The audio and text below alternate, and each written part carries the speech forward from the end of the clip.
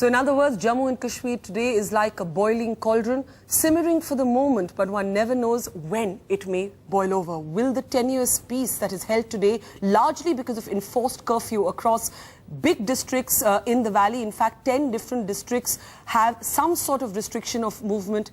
How long can you keep a curfew in place? How long can you use curfew to make peace hold? Let's get straight into our special discussion this evening. I want to start with Mehboob Beg joining us from Srinagar, Mehboob Beg of the National Conference.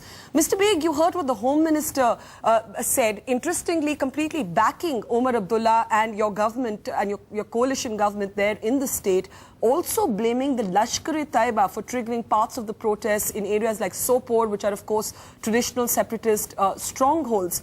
But many people, Mehboob Beg, are arguing that to completely blame anti-national forces, to completely blame vested interests, to completely blame the LASHKAR-e-Taiba is to ignore the genuine anger of the people of the valley over the recent civilian killings, 11 in 3 weeks. Do you think too much blame is being deflected on what your government has called anti-national forces? No, I don't think there's anything like blame game going on. But Barkha, we have to understand, people are not on the streets because they want what you call bijli, pani, sadak from Omar Abdullah's government.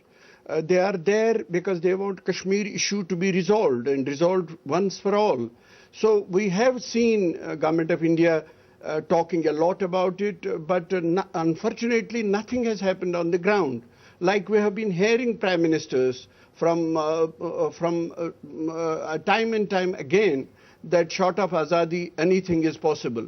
Even a committee which was formed by no less a person than the Prime Minister, it came out with the recommendations saying that we must repeal laws like Armed Force Special Powers Act and start reducing security forces from civilian No disagreement areas. with you, Mr. Beg. No disagreement with you at all. This is a political problem. We all know that. But then why term the recent protests as a byproduct of anti-national forces alone? You must acknowledge surely, or your government must acknowledge surely, that there is a political problem, and therefore today the centre is talking about combining a political approach with a military approach. I mean, surely you concede that there is a genuine problem on the ground. Yeah, there is. That's what I'm telling you, Barkha. That's what exactly I'm telling you. I say internal dimensions, political dimensions of Kashmir issue have to be sorted out. It can't be kept hostage to whatever is happening in Bombay. We say for 1 year we stopped talking because we said that unless and until Pakistan punishes the people who are responsible for Bombay attacks, we will not talk. Because of all these things, we in state of Jammu and Kashmir are suffering because time has come. It is already late unless and until we address the internal dimensions of Kashmir, which is political in nature. We take initiatives and act upon them. Not much will change on the ground. Well, I have to say I completely agree with you, but the irony is that this entire protest is being billed as a sort of motivated campaign, which it may well be in sections, but surely one can't ignore the spontaneous anger as well of the people. Mehbooba Mufti, your party is being criticized for another thing. You're being accused of playing politics at a time when, you know, peace is desperately needed in Jammu and Kashmir. You remember, we all remember that horrible stalemate that took place between the region of Jammu and the region of Kashmir around the Amarnath Yatra last time. Surely you don't want a repeat of that again. Surely you're willing to cooperate with the National Conference to keep the peace in the valley.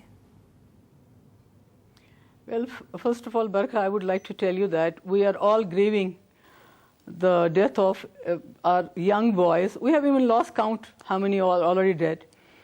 And we were expecting, you know, something from this Prime Minister's meeting today. We thought that the Home Minister is at least going to tender an apology to the people of Kashmir and give some kind of healing touch to them, because the state government has totally failed. Tuba.com